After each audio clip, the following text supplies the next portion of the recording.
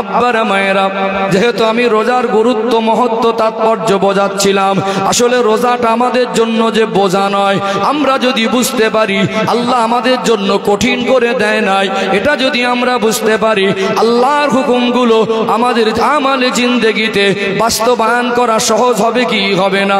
সহজ হবে। ইসলাম জিনিসটা যদি বুঝতে না পারেন তাহলে ইসলামের আলো আপনার জীবনে বাস্তবায়ন করা সহজ হতে পারে না। এই জন্য খুলে খুলে ব্যাখ্যা দিচ্ছি। হঠাৎ একটা মানুষ অসুস্থ, কয়েকদিন পর আবার সুস্থ হয়ে যায়, এরকম মানুষ আছে না নেই? তাহলে হয়তো ওই মুহূর্তে অতিরিক্ত অসুস্থ, আল্লাহ তাকে 1 মাস 2 মাস পরে সুস্থ করে দিলেন। ওই অসুস্থ অবস্থায় তখন তার রোজা রাখার মতো পরিস্থিতি ছিল না।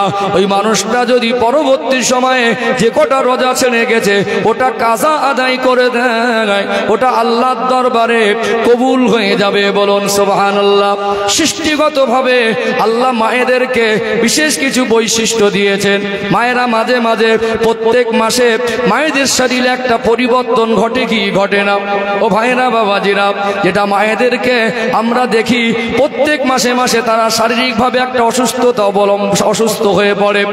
আজকে দিনে এই মেন্স যখন চলে, মেন্স চলাকালীন অবস্থায় আমাদের মায়েরা রোজাও রাখতে পারে না, নামাজও পড়তে পারে না।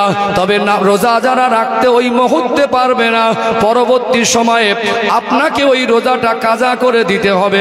দুনিয়ায় বাচ্চা ভূমিষ্ঠ হওয়ার পরে মায়েদের শরীর থেকে যে ব্লিডিং হয়, যতদিন ব্লিডিংটা চালু থাকবে অতদিন রোজা আপনার করা যাবে না। ব্লিডিং বন্ধ হয়ে গেলে আপনাকে রোজা চালু করতে হবে। মনে রাখতে হবে ওই মুহূর্তে কটা দিন আপনি রোজা রাখতে পারেন নাই, পরবর্তী সময়ে ওই রোজাগুলো কাজা করে দিলে আল্লাহ পাকের দরবারে কবুল হয়ে যাবে। জোরে বলুন সুবহানাল্লাহ। তাহলে কত শ্রেণীর মানুষের উপরে আল্লাহ রোজাকে চাপিয়ে দেয় নাই। এবং একটা মানুষ বার্ধক্যজনিত কারণে, অতিরিক্ত বয়স হওয়ার কারণে, সে মহিলা হোক পুরুষ হোক, তার যা শারীরিক অবস্থা, সুস্থতা হবার আশা আর দেখা যায় না। তাহলে ওই মানুষটা সুস্থ হয়ে কাজা করতে পারবে না। সেক্ষেত্রে তার হুকুম হলো 30টা রোজা যদি হয় 1 মাসে, 30টা মিসকিনকে খাইয়ে দেবে। আল্লাহ তার হুকুমটা যেটা তার উপরে যে আল্লাহ ফরজ করেছিল সেটা আল্লাহ ক্ষমা করে দেবেন। বলুন সুবহানাল্লাহ। এবারে বলুন, রোজাটা কাদের জন্য? সুস্থ সবল মানুষের জন্য, ছোট বাচ্চাদের জন্য নয়, অসুস্থতার জন্য নয়, এবং যারা কঠিন পরিস্থিতির ভিতর থেকে অতিবাহিত করে। বিশেষ কিছু বিষয় যেগুলো আমি মাসালাগুলো আমি আপনাদেরকে বলেছি, এই সমস্ত ব্যক্তি ব্যতীত সুস্থ সবল যারা, তাদের উপরে রোজা ফরজ। ও ভাইজানেরা, সোনার মানিক যুবকেরা, আব্বারা মায়েরা, এখানে একটা হাদিস আপনাদের কাছে তুলে ধরি। আপনারা জ্ঞানী শিক্ষিত মানুষ, যদিও বিষয়টা আপনারা অনেকবার শুনেছেন, আমি ব্যাখ্যাটা একটু সূক্ষ্মভাবে দেব, এর থেকে অনেক শিক্ষা আমাদের বেরিয়ে আসবে। আল্লাহ নবী হুজুর আমার একদিন মদিনার মসজিদে নববী শরীফে মিম্বারে কদম মোবারক রাখার সময় জবান মোবারক থেকে বললেন আমিন। দ্বিতীয়বার কদম মোবারক রাখলেন, আবার বললেন আমিন। তৃতীয়বার কদম মোবারক রাখলেন, আবার বললেন আমিন। আল্লাহ নবী সাহাবায়ে কেরামেরা এই আমিন বলা দেখে তাদের মনে প্রশ্ন উদয় হলো, আমরা আমাদের নবীকে, আমাদের রাসূলকে বহুবার দেখেছি মিম্বারে এমনি করে কদম মোবারক রাখেন, কোনোদিন তেমনি করে আমিন বলেন না, আজকে কেন 3বার আমিন বললেন? আল্লাহ নবী সাহাবায়ে কেরামেরা আমার রাসূলুল্লাহকে জিজ্ঞাসা করতে লাগলেন, ইয়া রাসূলুল্লাহ, ইয়া হাবিবাল্লাহ, হুজুর আজকে কেন আপনি 3বার আমিন বললেন? অন্য কোন দিন তো এমনি করে আমিন বলেন না।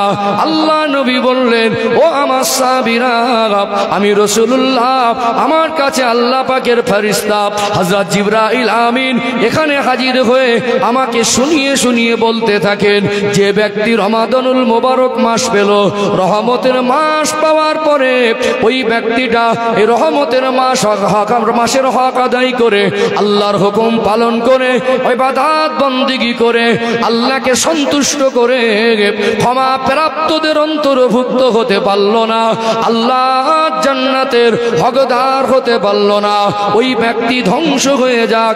আল্লাহ নবী বললেন আমিন। দ্বিতীয় আমিনের ব্যাখ্যা দিলেন, আল্লাহর ফেরেশতা হযরত জিবরাইল আমিন আলাইহিস সালাম আমার রাসূলকে শুনিয়ে শুনিয়ে বলতে থাকেন, যে ব্যক্তি বৃদ্ধ বাবা মাকে পেল অথবা উভয়ের মধ্যে দুজনের একজনকে পেল, তাদের সেবা করে, তাদের খেদমত করে, তাদের সন্তুষ্ট করে, তাদের দোয়া নিয়ে আল্লাহর রজামন্দি হাসিল করে জান্নাতের হকদার হতে পারল না, ওই ব্যক্তি ধ্বংস হোক। আল্লাহ নবী বললেন আমিন। আল্লাহ নবী তৃতীয় আমিনের ব্যাখ্যা দিলেন। নবী আমার বলতে লাগলেন, জিবরাইল আলাইহিস সালাম আমাকে শুনিয়ে শুনিয়ে বলেন, যে ব্যক্তি আমার আপনার নবী, দয়ার নবী, মায়ার নবী, রাহমাতাল লিল আলামিন আমার রাসূলুল্লাহর মধুমাখা নাম মোবারক শোনার পরে দরুদ শরীফ পড়ল না, ওই ব্যক্তি ধ্বংস হোক। আল্লাহর নবী বললেন আমিন। আমি জানি এটা আপনারা জীবনে অনেকবার শুনেছেন, কিন্তু বিশাল বোঝার বিষয় হলো এটা, আল্লাহ দয়াময় আমার রাসূলের সম্মান মাকাম মর্যাদাটাকে এত আলা করেছেন। আল্লাহ সৃষ্টি জগতের মধ্যে আমার আল্লাহ আমার রাসূলকে সব থেকে বেশি ভালোবাসে। আমার নবী হলেন মুস্তাজাবুদ দাওয়া। আমার নবী যেটা আল্লাহর কাছে বলেন, আমার নবী যেটা আল্লাহর কাছে চান, ওটা আল্লাহ ফিরিয়ে দেন না। আজকে শ্রেষ্ঠ নবীর উম্মতের মধ্যে কিছু মানুষ এত আল্লাহর প্রিয় হয়ে যায়, কিছু মানুষ তাদের জীবনে আল্লাহ রাসূলের মহব্বত এতটা বেশি হয়ে যায়, তারা তাদের আমল দ্বারা বিশেষ একটা তারা লকব পায়, যেটা হলো মুস্তাজাবুদ দাওয়া। যারা মুস্তাজাবুদ দাওয়া হন, আল্লাহর কাছে দোয়া করলে ওই দোয়াটা আল্লাহ দয়াময় ফেরত দিতে পারেন না। আমার নবী আল্লাহর কাছে যা বলেন ওটা আল্লাহ কবুল করেন কি করেন না? ওটা আল্লাহ কবুল করেন। নবী আমিন বলছেন। কে বলছেন? জিবরাইল সালাম বলছেন ধ্বংস হোক, আর নবী বলছেন, নবী বলছেন আমিন। তাহলে একদিকে ক্ষমা আর জান্নাতের সুসংবাদ, আর না হয় বিপরীতে গেলে দুটো রাস্তা, এদিকে না হয় ওদিকে। যদি ক্ষমা আর জান্নাতের রাস্তা অবলম্বন করতে না পারেন, যদি জান্নাতের হকদার হতে না পারেন, তাহলে নবী আমার রাসূল সাল্লাল্লাহু আলাইহি সাল্লামের আমিনটা যদি আপনার উপরে প্রয়োগ হয়, তাহলে এই পৃথিবীতে আপনাকে আমার মতো হুজুর দোয়া দিয়ে আর তাবিজের হালসি ঝুলিয়ে দিয়ে ধ্বংস থেকে বাঁচাতে। কথা কি বুঝতে পারছেন? শুনেছেন তো? আপনার মেজাজ ক্লিয়ার করে দিচ্ছি। তাহলে একদিকে হলো জান্নাত, ক্ষমা, রবের রেজামন্দি, আর একদিকে হলো ধ্বংস অনিবার্য। দুটো রাস্তা বুঝতে পারছেন? দুটো রাস্তা ক্লিয়ার। ও ভাইজানেরা, সোনার মানিক যুবকেরা, আব্বারা মায়েরা, এখানে একটু যখন বলছে একটু ব্যাখ্যা করে দেই। আল্লাহ নবী সাল্লাল্লাহু আলাইহি ওয়াসাল্লামের মধুমাখা নাম মোবারক যখন আমরা শুনি বা যখন আমরা বলি, সব থেকে ছোট্ট একটা দরুদ, সেটা হলো সাল্লাল্লাহু আলাইহি ওয়াসাল্লাম। এটা আমরা পড়ি কি পড়ি না? আরো অনেক দরুদ আছে, তবে এটা একটা ছোট্ট দরুদ। এই জন্যই দরুদটা আমরা পড়ি। কেন? কোনো আলোচনা প্রসঙ্গে লম্বা দরুদ পড়লে দরুদের মধ্যে সময় নষ্ট হবে। অর্থাৎ দরুদ শরীফ এমনি আমলের নিয়েতে যে যার মতো পড়ি, এতে অনেক ফজিলত আছে না নেই? কিন্তু আপনি একটা গুরুত্বপূর্ণ আলোচনা করবেন, আমার রাসূলুল্লাহর নাম যদি আপনি 20 বার নেন, 1 ঘন্টা সময়, সেখানে লম্বা লম্বা দরুদ পড়লে তাহলে আপনার আলোচনাটা 20 মিনিটে কমপ্লিট হবে না। এই জন্য আমরা রাসূলুল্লাহর মহব্বতে যখনই আমাদের নবীর মধুমাখা নাম মোবারক শুনবো, কৃপণতা করব না। আমাদের রাসূলের উপরে আমরা দরুদ পড়ব। দরুদ পড়তে গেলে আজকে আমাদেরকে অনেকে দেখা যায় কৃপণতা করে, বড় হতভাগা। দরুদ শরীফের ফজিলাত এত বেশি, 2-4 ঘন্টা বলেও শেষ করা যাবে না। ও ভাইরা, বাবাজিরা, এখানে আর একটা ব্যাখ্যা আপনাদের দেই। যাদের বাবা অথবা মা হায়াতে আছেন, বার্ধক্যে পৌঁছে গেছেন, ওই সন্তান যদি বাবা মার সেবা করে, খেদমত করে, বাবা মার হক আদায় করে, বাবা মার সেবা খেদমত এত দামি ইবাদত, বাবা মার সেবা খেদমত এত দামি আমল। এই সেবা খেদমত করলে আল্লাহ খুশি হয়ে আল্লাহর ওই বান্দা বান্দিকে জান্নাতি ঘোষণা করে দেয়। জোরে বলুন সুবহানাল্লাহ। আর যদি বাবা মার হক আদায় না করেন, বাবা মার হক থেকে আপনি বঞ্চিত করেন, বাবা মার হক নষ্ট করেন, তাহলে আপনার উপরে আমার রাসূলের আমিনটা প্রয়োগ হবে কি হবে না? ও ভাইরা বাবাজিরা, তাহলে একদিকে বাবা মার আলোচনা, এটা আমি শেষের দিকে আনবো। তবে এতটুকু আপনাদের বলে দেই, এই রহমতের মাস, ক্ষমা প্রাপ্তদের অন্তর্ভুক্ত হওয়ার মাস, জান্নাত হাসিল করার মাস, রবের রেজামন্দি হাসিলের মাস। বলুন তো দেখি, জান্নাতের হকদার হওয়ার জন্য যদি আল্লাহ রহমতের মাস আমাদের দেন, আল্লাহ পাক কোরআন শরীফে বললেন লাআল্লাকুম তাত্তাকুন, যাতে তোমরা মুত্তাকি হতে পারো। এই মুত্তাকি হওয়ার মাস যদি আল্লাহ আমাদের দেন, এগুলো যদি আমরা গুরুত্ব সহকারে আমালে জিন্দেগিতে কাজে লাগাতে না পারি, একদিকে ক্ষমার অপর দিকে ধ্বংস, এখানে ক্লিয়ার করে গুরুত্ব দিয়ে বোঝা দরকার আছে না নেই? আছে না নেই? তাহলে কেন ক্ষমা আর কেন ধ্বংস, দুটো দিকটা পান করতে হবে। কেন ক্ষমা আর কেন, বুঝতেই তো পাচ্ছি, ক্ষমা মানে ধ্বংস, জান্নাতে সুসংবাদ, আর একদিকে হলো ধ্বংস। এই দুটো একটু ক্লিয়ার করে দুটো দিক বারণ করতে হবে, তাহলে সুবিধা হবে ইনশাল্লাহ। আলহামদুলিল্লাহ, অনেক ভালো পরিবেশ। একটু অনেক মানুষ এসেছেন, একটু আওয়াজ দেন তো দেখি। নারে তাকবীর। এটা কি দক্ষিণ 24 পরগনার ঐতিহ্য নাকি? হ্যাঁ, আজকে তাকবীরের আওয়াজটা শুনে জান ঠান্ডা হয়ে গেল। কিছু কিছু জায়গায় গিয়ে ঠেলা গাড়ির মতো ঠেলতে হয়, দরুদ শরীফ পড়েন, দরুদ শরীফ পড়েন বলে মেজে ঘষে ধরে বেঁধেও মাঝে মাঝে মুখ থেকে সুবহানাল্লাহ বলে, আলহামদুলিল্লাহ বলে। কিছু কিছু জায়গায় যাই তো, বিভিন্ন পরিবেশে মিশতে হয়, আর দরুদ শরীফ পড়ে, তাকবীর দেবে তাও কৃপণতা, দরুদ শরীফ পড়বে তাও কৃপণতা। মনে হবে যেন হসপিটাল থেকে সবে অসুস্থ ব্যক্তিকে ছুটি করে বাড়ি আনা হয়েছে, গায়ে কোনো বল নেই। কিন্তু আজকে আপনারা প্রথমবারেই যে তাকবীরে আওয়াজ দিলেন, এতে কমতি আমার কাছে কিছু মনে হয়নি। মাঝে মাঝে আমি বলি, আওয়াজের প্রতি জোর না দিয়ে ভক্তির প্রতি জোর দেন। কখনো কোনো পরিস্থিতিতে, কোনো সিচুয়েশনে আমরা প্রাণ ভরে চিৎকার দিয়ে, আবেগ দিয়ে, জজবা নিয়ে আল্লাহকে গলা ছেড়ে চিৎকার মেরে ডাকবো, সেটা জায়েজ। কিন্তু সবসময় যে আল্লাহকে অতিরিক্ত চিৎকার মেরে ডাকতে হবে এমনও নয়। মন থেকে আল্লাহকে ডাকলে ওটাও আল্লাহ শোনে। খুব মানে মিডিয়াম আওয়াজে, খুব ভক্তির সঙ্গে, মন থেকে সম্মিলিত কণ্ঠে সবাই যদি একসঙ্গে আল্লাহকে ডাকি, সেটা একটা ভালো হবে না? এর থেকে ভালো ডাকার কি হতে পারে?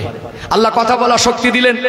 কত অনার্থক কথা আমরা জীবনে বলেছি, কত মিথ্যা আমরা হয়তো বলে ফেলেছি, কত গীবত আমাদের দ্বারা হয়তো হয়ে গেছে, কত পরচর্চা হয়ে গেছে, কত পরসমালোচনা হয়ে গেছে।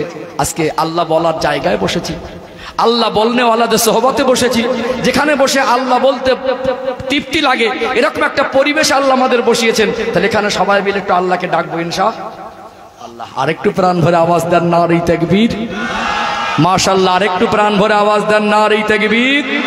সিলসিলায়ে হক মুজাদ্দিদে জামান, সিলসিলায়ে হক মুজাদ্দিদে জামান, নূরপুর গ্রামবাসী বিন্দু, আপনাদের মাসনাদে আলা বাইতুল ফান্ড সংগঠন, মাসনাদে আলা বাইতুল ফান্ড সংগঠন, এই সংগঠনের সদস্য বিন্দু, নূরপুর গ্রামবাসী বিন্দু, নারে তাকবীর, নারে তাকবীর।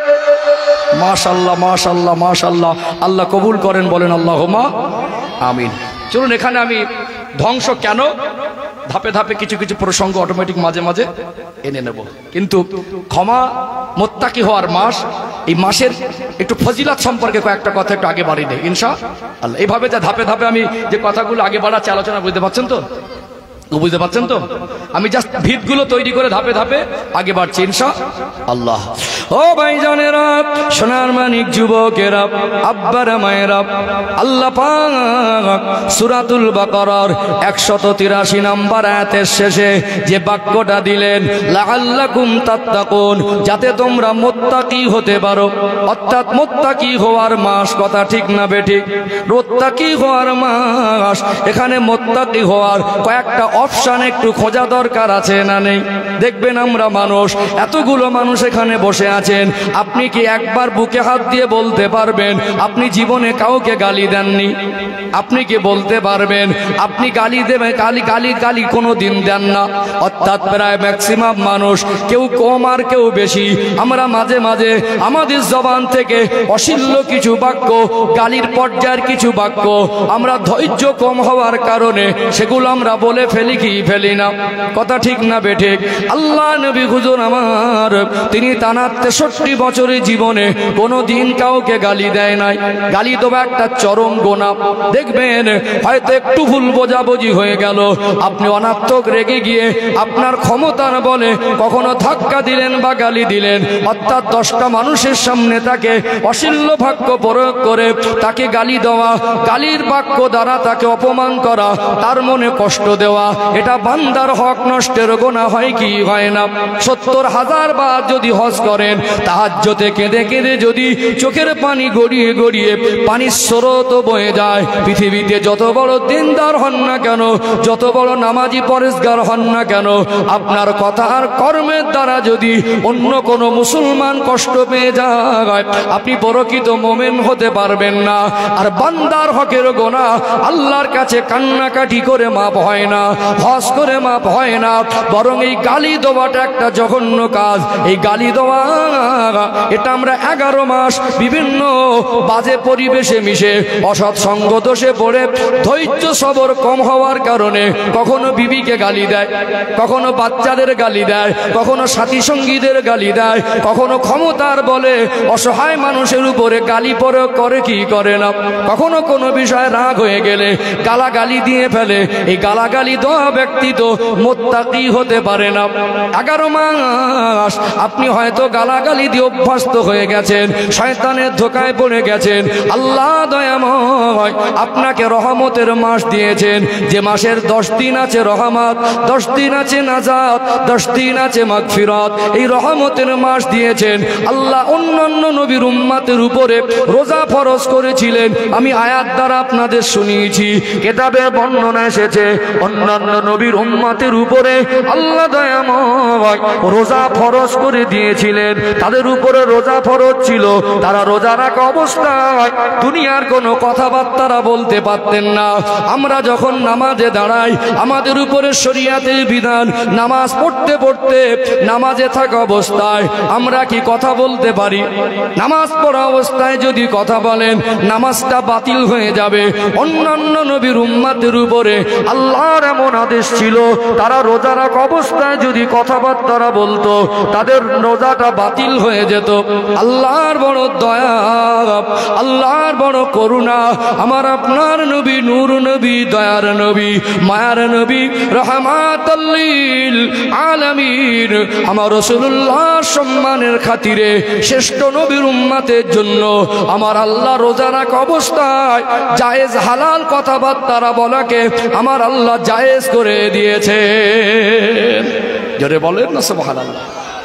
অনেকে আছে দোকানদার মানুষ আছে না, যদি রোজা রাখা অবস্থায় কথা বলা যদি হুকুম না থাকতো, রোজা রেখে দোকানদারি করা যেত? একটু হ্যাঁ দেন না। রোজা রেখে দোকানদারি করা যেত? দোকানদারি করা যেত না।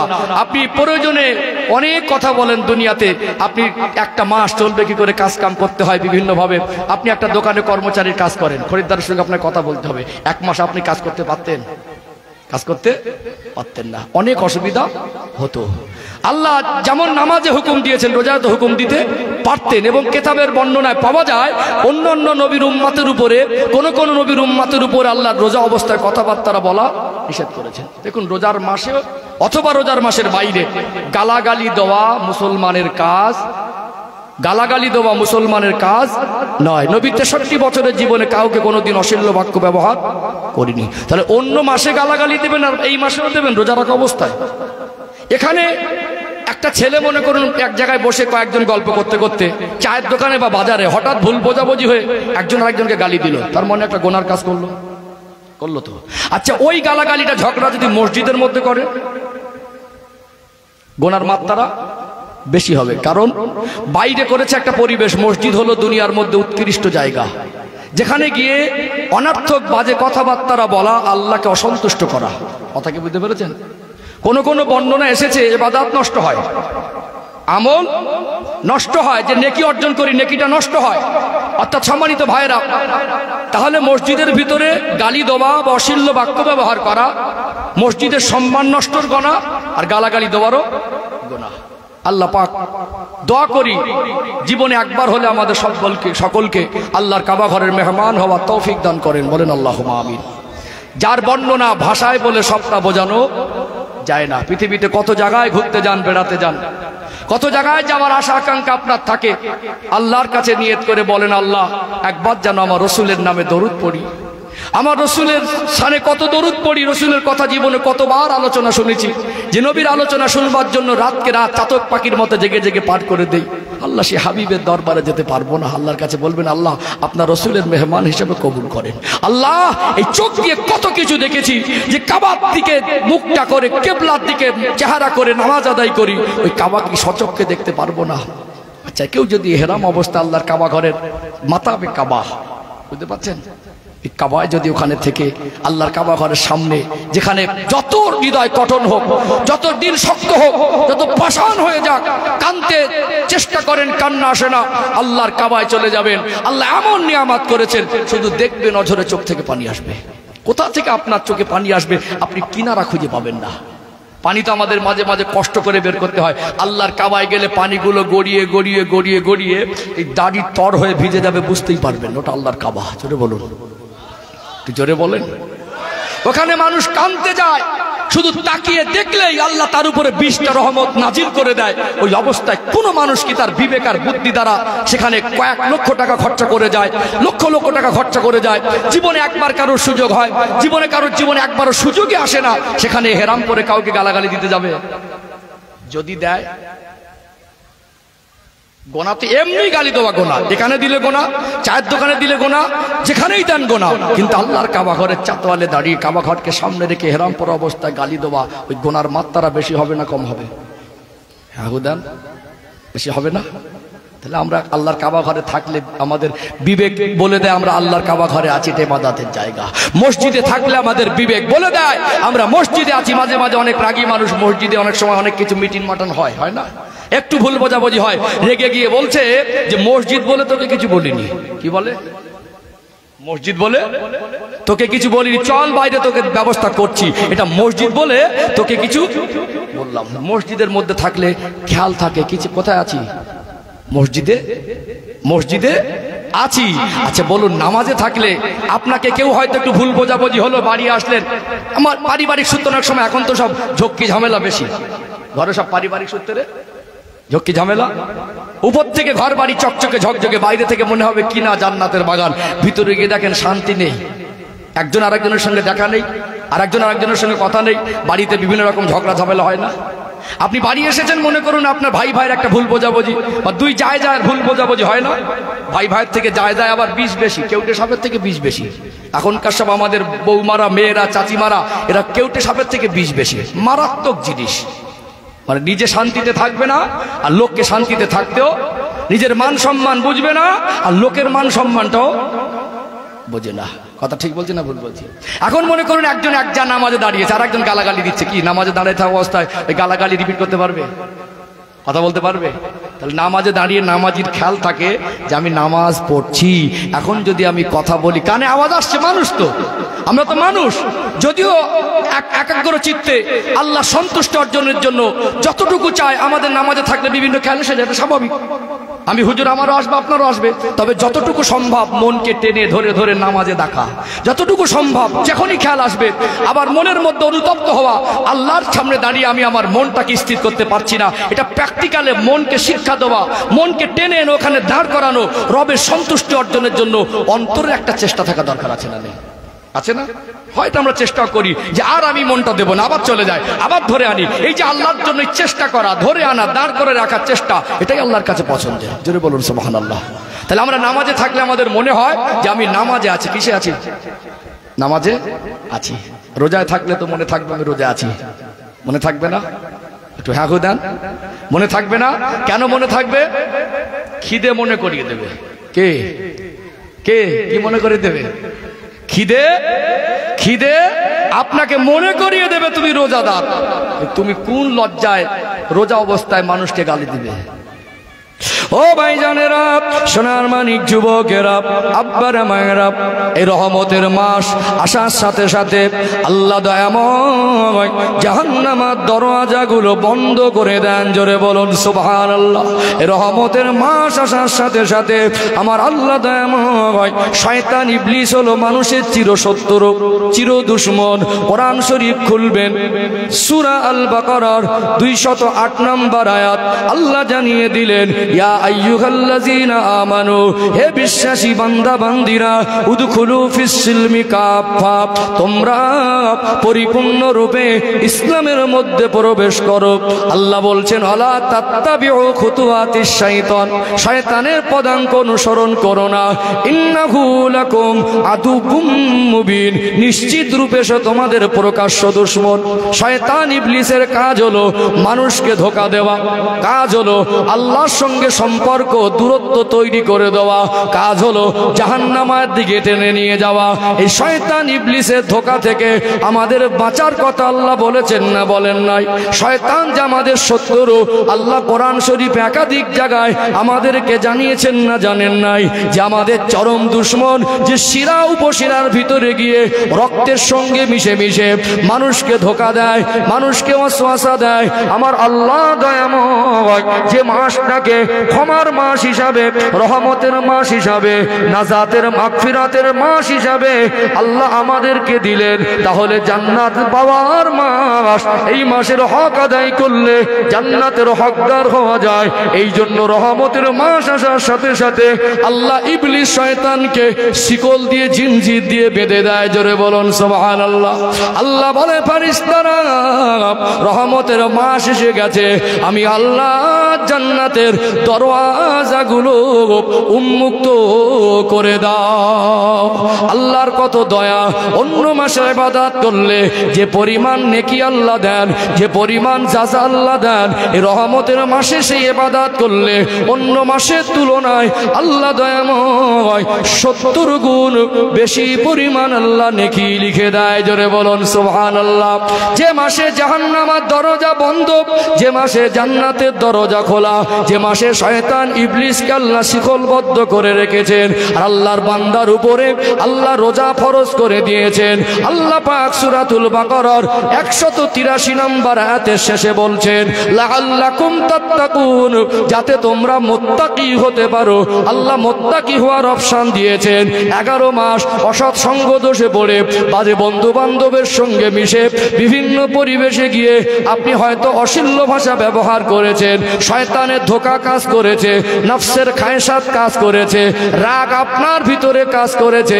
নামাজে থাকলে রেগে গেলে তো কথা বলেন না, মসজিদে থাকলে রেগে গেলে তো তেমন দুনিয়ার বাজে কথা বলা যায় না। যতই রাগ আপনার হয়ে যাক, এহরাম অবস্থা আল্লাহর কাবা ঘরে গিয়ে সেখানে রাগ প্রয়োগ হয় না। তবে সারাদিন যখন কিছুই না খেয়ে থাকবেন, রোজা আপনার ক্ষুধা আপনায় মনে করিয়ে দেবে আপনি রোজাদার।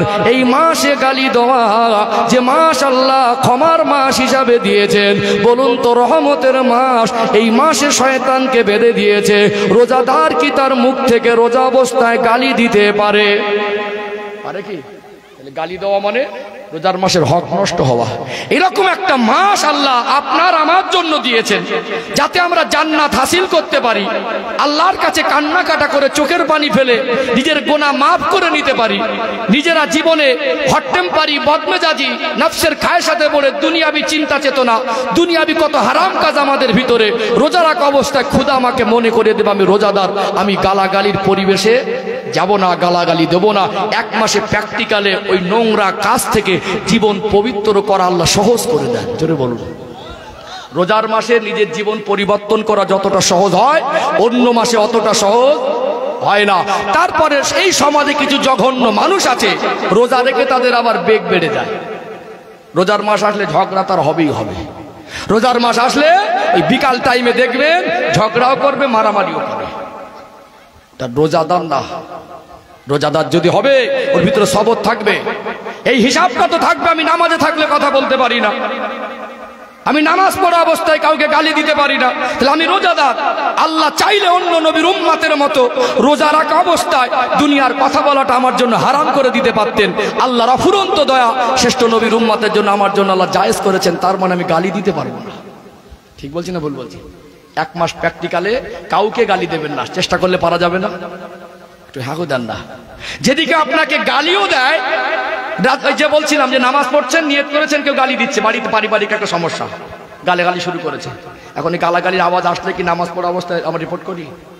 বরং কোনো শব্দ করাই যায় না, বরং আপনি কথা বলতে পারেন। যদি কেউ গালি দেয় আপনি বলবেন, ভাই আমি রোজাদার, আপনার সঙ্গে আমি বিতর্কে জড়াতে পারবো না, যা হবে পরে দেখা যাবে, সরে আসবেন।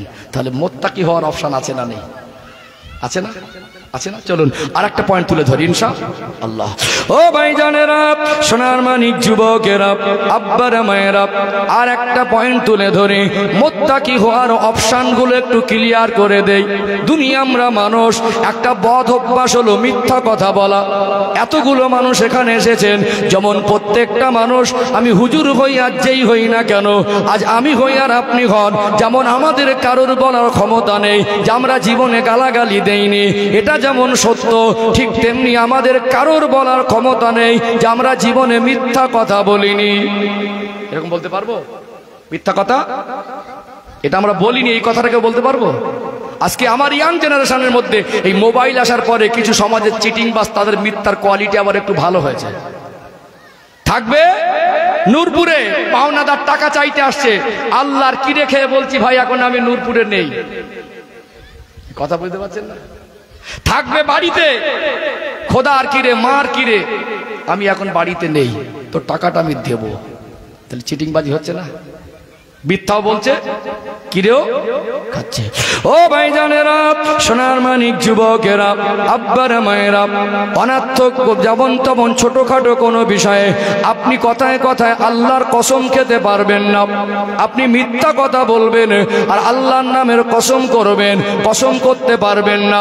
এখানে মনে রাখতে হবে, আমাদের সমাজে একটা বদ আমল আমরা করি, প্রায় মানুষের ভিতরে খারাপিটা দেখা যায়। সন্তানের মাথায় হাত দিয়ে কিরে, ছেলের মাথায় হাত দিয়ে কিরে, মসজিদকে সামনে রেখে কিরে, কোরআনকে সামনে রেখে কিরে, কোরআন শরীফ তো পড়তে জানে না, 4টে কলেমা তো ধরলে বলতে পারবে না, এক বদনা পানি দিলে উজু করতে পারবে না। এমন কিছু সমাজে টাটকা বিয়াদব আছে দেখবেন, কিছু হলে বলে হাত ধরে টানে মসজিদে চল, হাত ধরে টানে কোরআন শরীফ মাথায় করে তুলতে হবে। কোরআন শরীফ তোমার বাবার দোকানের হিসাবের খাতা নয়, মসজিদটা দুনিয়ার কোনো পার্টি অফিস আর তোমার বাবার বানানো ঘর নয়, ওটা আল্লাহর ঘর। অনার্থক একটা কথা বিতর্ক করতে করতে কাউকে টেনে মসজিদে নিয়ে যাবেন কসমের জন্য, আর কোরআন শরীফ মাথায় তুলে দেবেন, এই রকম শিক্ষা ইসলাম কোনোদিন দেয় না।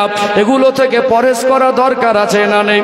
এখানে আমাদের শয়তানের ধোঁকাও মানুষের জীবনে কাজ করে, নফসের খায়সাতও কাজ করে। প্রত্যেকটা মানুষের জীবনে লোভ লালসা জিনিসটা আছে না নেই?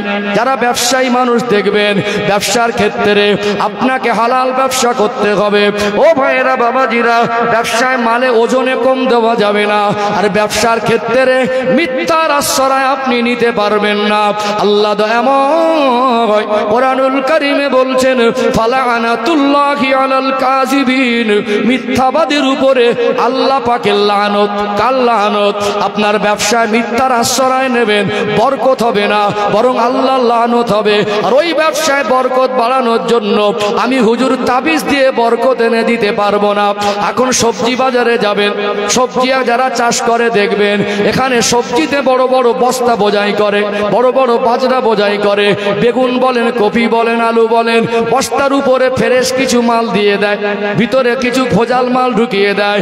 এখন পাইকারি খরিদ্দার রোজার সময় রুজি রুটির জন্য এত কষ্ট করে তারা একটু ব্যবসাটাকে ধরে রেখেছে, এখন এসে বলল, ভাই মালটা পছন্দ হয়েছে, উপরে তো বেশ ফ্রেশ লাগছে, উপরের মতো কি ভিজে পাবো? এখন দেখছে যদি আমি সত্য কথাটা বলে দেই, মালটা না কিনলে আমার লস হবে। কি বলে? আল্লাহর কিরে ভাই, উপরে যেমন ভিতরেও তেমন। তাহলে একটা মিথ্যার আশ্রয় না, মিথ্যার আশ্রয় দেয় না।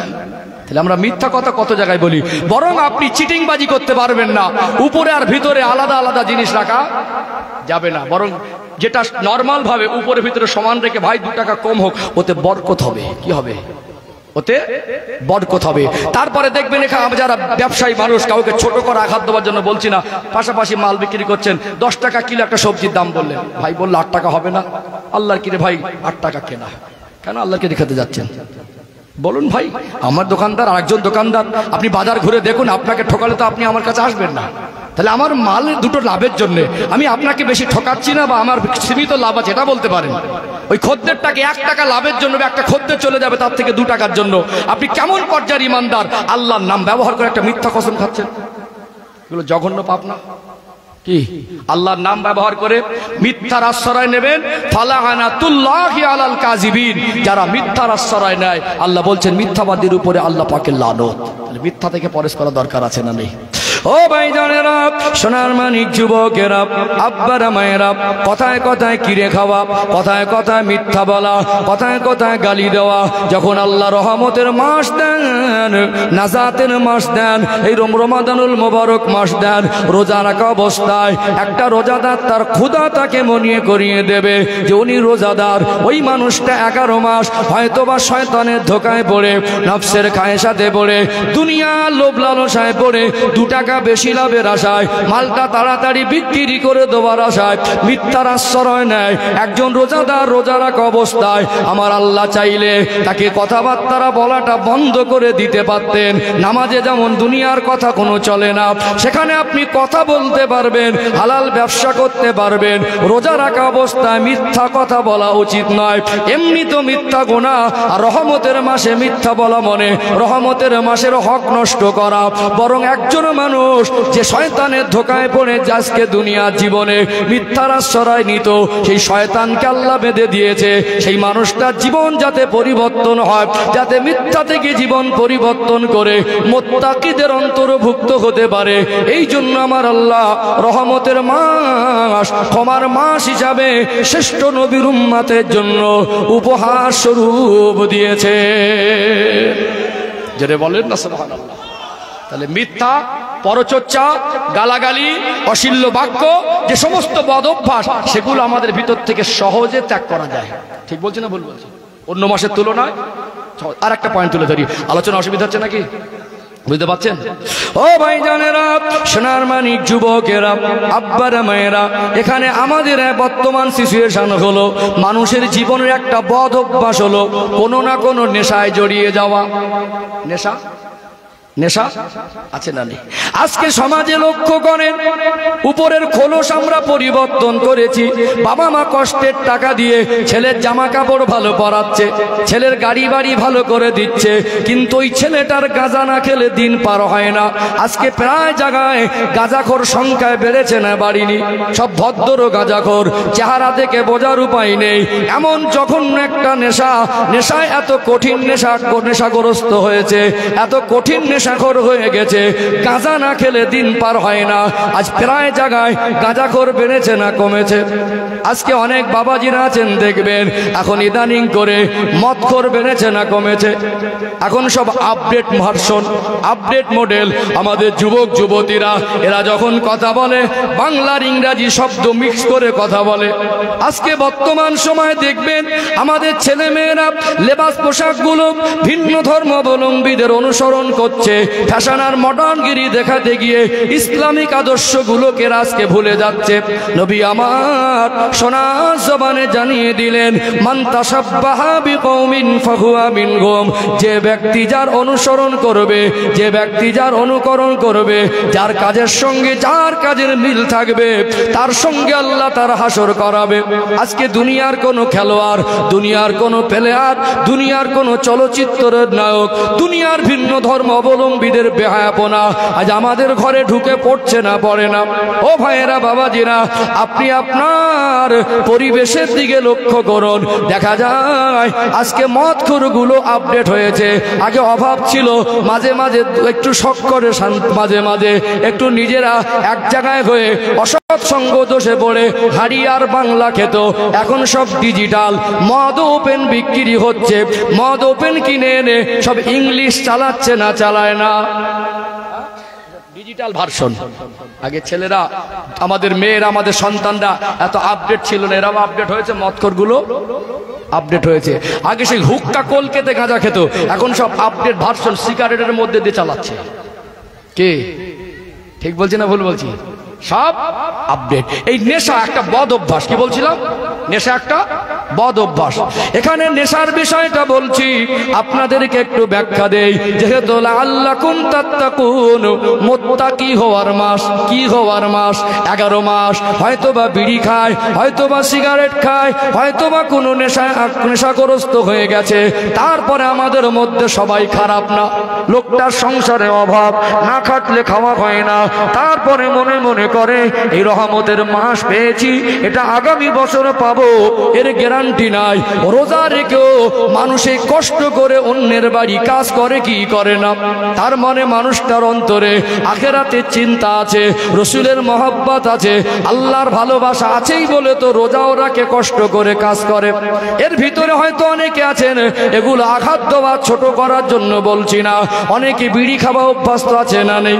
খৈনি তামাক খায়, তারপরে যখন রোজার মাস আসে যা হয় দেখা যাবে সারাদিন তো বিড়িটা না খেয়ে থাকতে পারে কি পারে না? এক বান্ডিল বিড়ি যা 3টে দিন অতিবাহিত হয় না, যখন রহমতের মাস এসে যায় ওই মানুষটা তার অন্তরে ক্ষমা পাওয়ার আশা, রহমতের মাস আদায় করার জন্য সেই মানুষটা সেহরির আগ থেকে নিয়ে মাগরিব পর্যন্ত, যার দিনে 10টা বিড়ি না খেলে দিন পার হতো না, যে মানুষটা আজকে তামাক আর খৈনি না খেলে দিন পার হতো না, একটা মাস সারা দিন নেশার দ্রব্য থেকে জীবন দিনের বেলা পবিত্র রাখতে পারে কি পারে না? পারে না।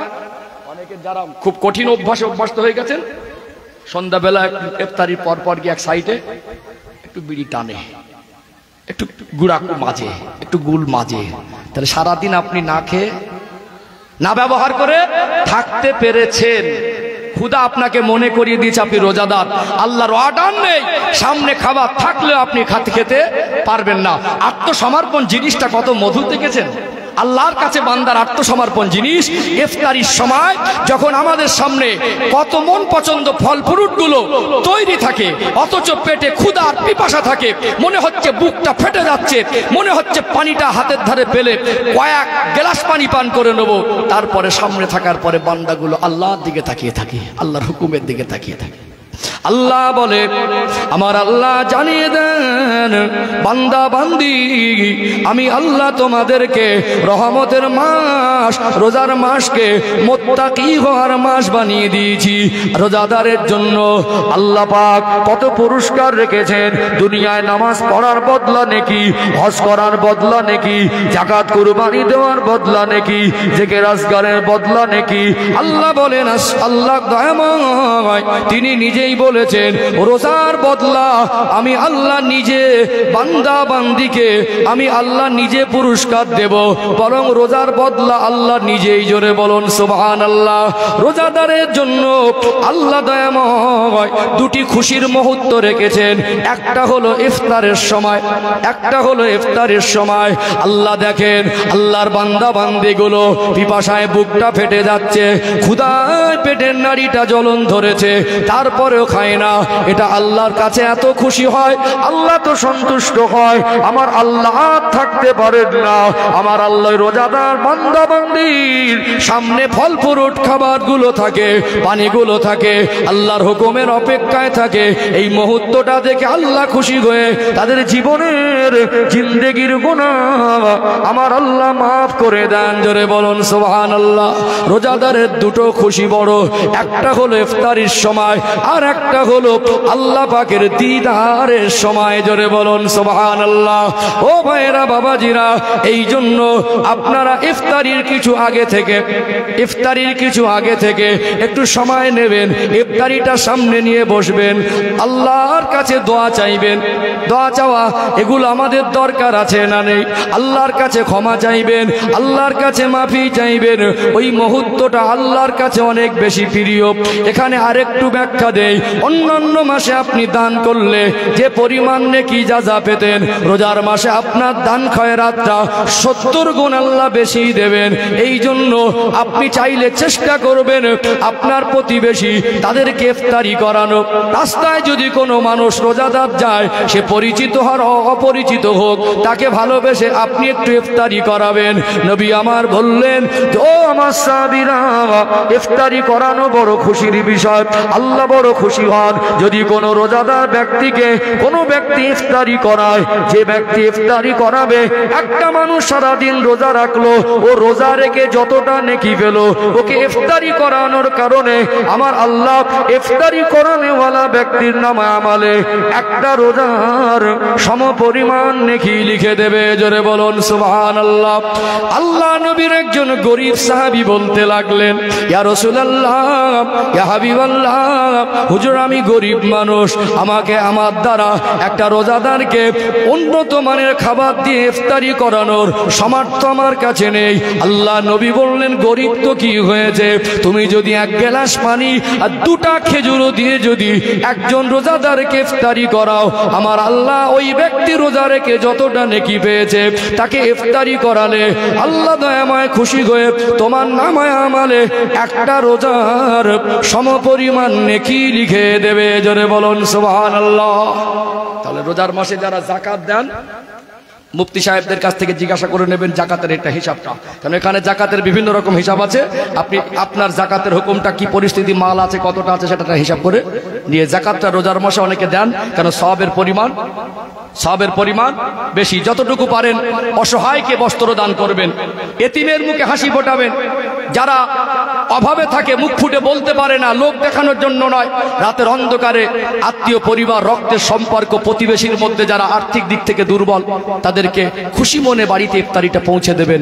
আল্লাহ খুশি হবে। আল্লাহর রজামন্দি হাসিলের মাস, নেকি অর্জনের মাস, মুত্তাকি হওয়ার মাস, বেশি বেশি নেক কাজ করার মাস, অর্থাৎ বেশি বেশি কোরআনুল কারীম তেলাওয়াতের মধ্যে দিয়ে কাটাবেন। বলুন ইনশাআল্লাহ। এবং এই শিক্ষাটা নেবেন যে নেশা আমাদের জীবনে একটা বদ অভ্যাস, নেশা একটা বদ অভ্যাস, যেটাকে বর্জন করা দরকার। আমরা হানাফি মাযহাবের মানুষ যারা বিড়ি বা সিগারেট খান, এটা হলো মাকরুহ তাহরিমি, মানে জায়েজ না, হারামের পর্যায়ে বর্জন করা দরকার। এর ঊর্ধ্বে তো নেশা, মদ গাঁজা জুয়া লটারি, এগুলো তো অবশ্যই হারাম। তবে যারা বিড়ি বা সিগারেট খান, গুলকা খৈনি, এই সমস্ত জিনিস এগুলো বর্জন করা দরকার। একটা মানুষ জোহরের আজান হওয়ার মতো মনে হয় পরিবেশ এসে গেছে, মনে দৃঢ় নিয়ত করেছে আমি জোহরের নামাজটা জামাতে পড়বো, 5 ওয়াক্ত নামাজ পড়ে, আছে না নেই? আছে না? তাহলে আপনি সকালবেলা বাড়ি আসলেন, বাড়িতে দুপুর হয়ে গেল, এসে এখন বাড়িতে খাবার কি, পান্তা, একটু আলু ভর্তা, বলে কাঁচা একটা পেঁয়াজ দাও। আচ্ছা, ওই মুহূর্তে কাঁচা পেঁয়াজ খাওয়া কি ঠিক হবে?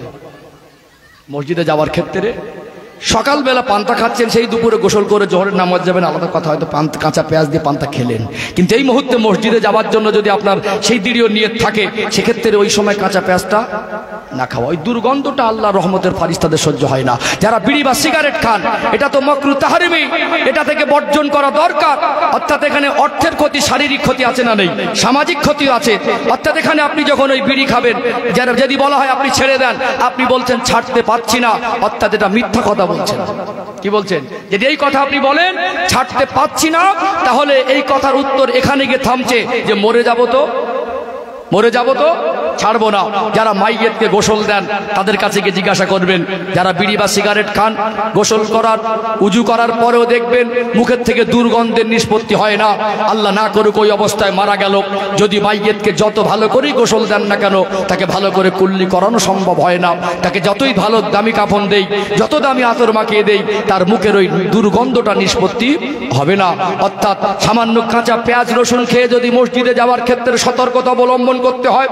যারা আল্লাহর প্রিয় বান্দা, মোমেন বান্দা, মুত্তাকি বান্দা, দিনদার পরেজগার বান্দা, যারা আখিরাতের চিন্তায় নিজের জীবনটা আল্লাহ এবং রসুলের কাছে আত্মসমর্পণ করে দিয়েছে, রসুলুল্লাহ সুন্নাত তরিকাটা জীবনে বাস্তবায়ন করেছেন, এই আল্লাহর প্রিয় বান্দা বান্দীদের ইন্তেকালের সময় আল্লাহ রহমতের ফারিস্তারা তার কাছে আগমন হয়।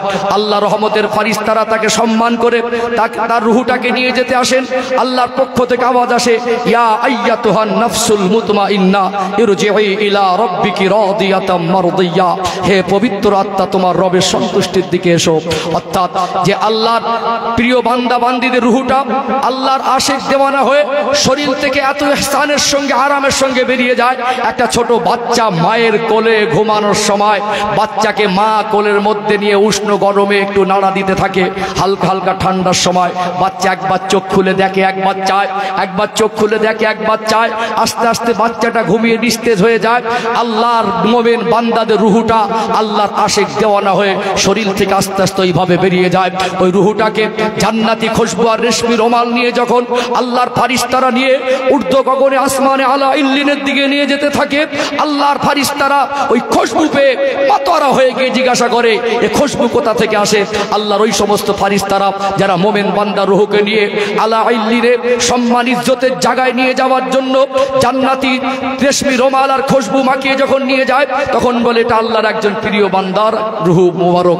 অর্থাৎ সম্মানিত ভাইয়েরা বলুন, একটা মানুষ যদি এই আশা করে আল্লাহ আমার মরণটা ইমানি হালাতে দিক, আল্লাহ আমার মরণটা আহসানের সহিত দিক, সম্মান ইজ্জতের সহিত দিক, ইমানের কলেমা যেন নসিব হয়, সেক্ষেত্রে আপনার মুখে দুর্গন্ধ পেঁয়াজ আর কাঁচা রসুনের যদি দুর্গন্ধ নিয়ে মসজিদে যাওয়ার ক্ষেত্রে আপনাকে সতর্কতা অবলম্বন করতে হয়, সেক্ষেত্রে না যাওয়াটাই দরকার। তবে এখানে আপনার মরণের সময় ভালো মরণের কামনা যদি করেন, মুখে দুর্গন্ধ যদি থাকে, সেখানে রহমতের ফারিস্তারা আসবে কিভাবে?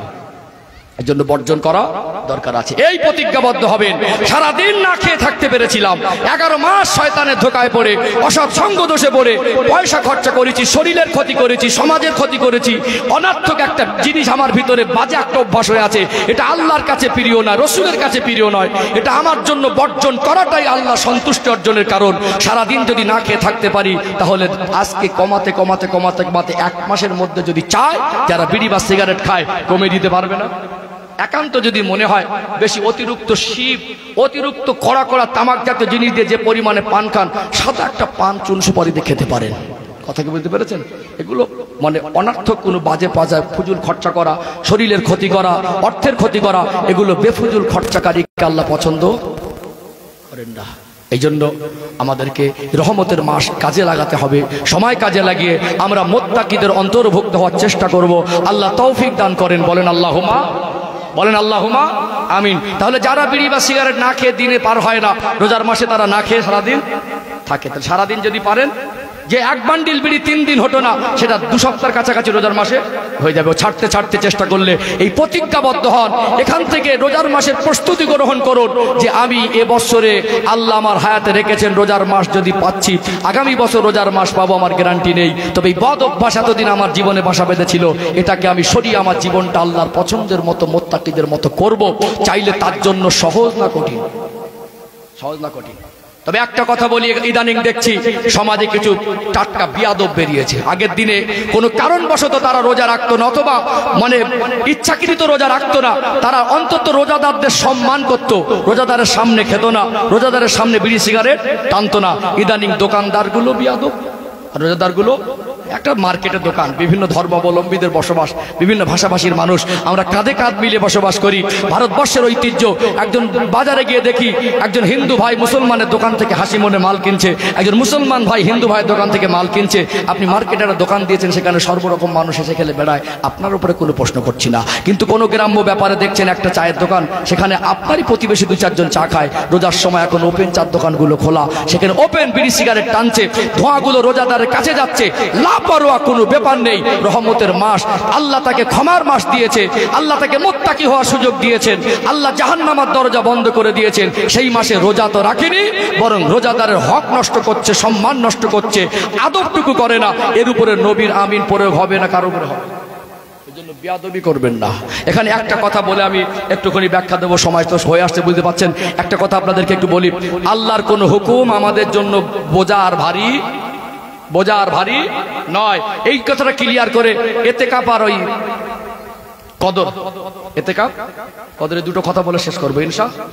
বলুন ইনশাআল্লাহ। সম্মানিত ভাইরা, এখন যারা রোজা রাখে না, এখন বর্তমান পরিবেশে দেখবেন যারা রোজা রাখে না, সত্যিকারে কি সবাই অসুস্থ? যে কটা কারণ আমি নতুন করে বলছি না, আমি যে কটা ব্যক্তির উপরে রোজা কাজা করা জায়েজ আছে, পরে কাজা করতে, সব কটা আমি প্রাথমিক পাঠশালায় বলেছি না? বলেছি, সব কটা বলেছি। কিন্তু এর পরেও দেখা যায় আমাদের ভিতরে বহু মানুষ ইচ্ছাকৃত রোজা রাখে না। বাহানাবাজি মানুষের সঙ্গে করা যাবে, আল্লাহর সঙ্গে করা যাবে?